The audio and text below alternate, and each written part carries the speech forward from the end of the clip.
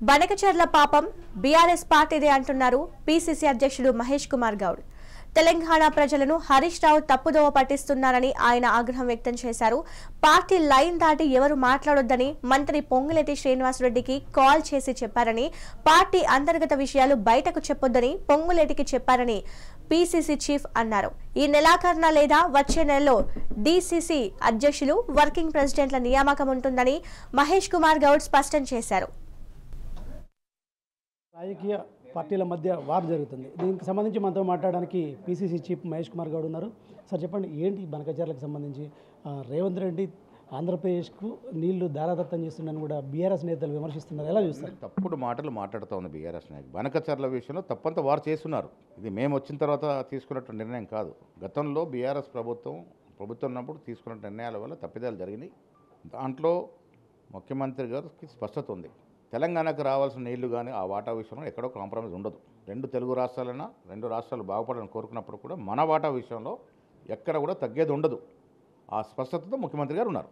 అంటే గోదావరి నీళ్ళకి సంబంధించి 1000 టీఎంసీలు, కృష్ణానదికి సంబంధించిన 500 టీఎంసీలు అడగడానికి రేవంత్ రెడ్డి అయ్యా జాగిరా, రేవంత్ రెడ్డి ఎవరు మాట్లాడటానికని హాట్ కామెంట్ చేస్తుండే హరీష్ రావు, ఎలా చూస్తారు? హరీష్ రావు కామెంట్కి ఏముంటుందని ఆయన వెలుగబెట్టింది ఇరిగేషన్ మంత్రి ఆయన వెలుగబెడతాను కదా. ఇలా కాళేశ్వరం బీటలు బారినాయి. విపరీతమైన అవినీతికి పాల్పడి కాళేశ్వరం ప్రాజెక్టులో వయబుల్ కాదని తెలిసి కూడా కట్టాల్సిన కట్టకుండా అధిక వ్యయాన్ని ప్రజల సొమ్ము నెత్తిని తీసుకెళ్ళి నీళ్ళలో పోసి అక్కడ అవినీతి పరులుగా మిగిలిపోయినటువంటి హరీష్ రావు గారు ఇవాళ నీళ్ళ గురించి ప్రాజెక్టు గురించి మాట్లాడితే ప్రజలు ఓర్చుకునే పరిస్థితి లేరు. విపరీతమైన అవినీతి మీరు ప్రాజెక్టులో దోచుకున్నారు కాబట్టి మిమ్మల్ని ఇంటికి పంపినారు. ఇంకా మీరు ఏది మాట్లాడితే దానికి పసు ఉండదు. కాంగ్రెస్ ప్రభుత్వం పద్ధతి ప్రకారం ఎక్కడ కూడా కాంప్రమైజ్ కాకుండా తెలంగాణ విషయానికి వచ్చినప్పుడు అన్నీ కూడా జాగ్రత్తగా ముందుకు తీసుకెళ్తాం. ఈ బనకచర్లపై ఇరు రాష్ట్రాల సీఎంలకు సంబంధించిన సమావేశం ఉంటుందా, లేకపోతే లీగల్గా ఫైట్ చేయడానికి తెలంగాణ ప్రభుత్వం ఉంటుంది? ముఖ్యమంత్రి గారు నిపుణులతో చర్చిస్తూ ఉన్నారు. ముఖ్యమంత్రి గారు నాతో మాట్లాడి ఒక స్పష్టత ఇచ్చినారు. ఎక్కడ కూడా తెలంగాణ హక్కుల విషయానికి వచ్చినప్పుడు కాంప్రమైజ్ ఉండదు.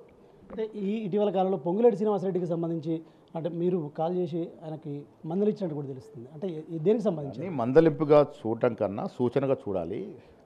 పొంగులేటి గారు ఒక కార్యకర్త సమావేశంలో వారి తర్వాత చెప్పింది ఏంటంటే వారిని ఉత్సాహపరచడానికి ఎన్నికలు త్వరగా ఉంటాయని చెప్పడాన్ని కొంత వేరే రకంగా ప్రెస్లో వచ్చిందని.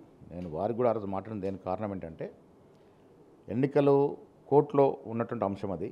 దాంతో రిజర్వేషన్ ఇంప్లిమెంట్ చేయాలని ఒక దృఢ సంకల్పంతో ప్రభుత్వం, ముఖ్యమంత్రి గారు మేమందరం ఉన్నాం కాబట్టి ఎన్నికల మీద మాట్లాడితే ప్రజలు తప్పుడు సంకేతాలు పోయే అవకాశం ఉంది. కాబట్టి ఎవరు కూడా ఫైనల్గా పీసీసీలో చర్చించే వరకు ఆ తర్వాత కానీ క్యాబినెట్లో దాని మీద నిర్ణయం తీసుకున్నప్పుడు మాట్లాడుకుంటే బాగుంటుందని సూచనలు కూడా జరిగింది. వర్కింగ్ ప్రెసిడెంట్ల అంశానికి సంబంధించి ఎందుకు పెండింగ్ పడుతూ వస్తుంది?